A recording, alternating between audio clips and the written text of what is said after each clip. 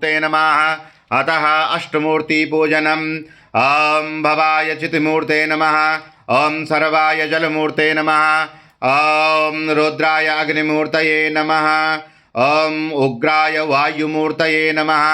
ॐ भीमाय आकाशमूर्तये नमः। ॐ पशुपतये यजमानमूर्ते नमः। ॐ महादेवाय सोममूर्तये नमः। ॐ ईशानाय सूर्यमूर्ते नमः। अथ एकादश रुद्रपूजनः। ॐ अघोराय नमः। ॐ पशुपतये नमः। ॐ सर्वाय नमः। ॐ विरूपाक्षाय नमः। ॐ विश्वरूपिणे नमः। ॐ त्र्यंबकाय नमः। ॐ कपर्दिने नमः। ॐ भैरवाय नमः। ॐ शूलपाणिये नमः। ॐ ईशानाय नमः। ॐ महेश्वराय नमः। श्री भगवते सांब सदा शिवाय नमो नमः।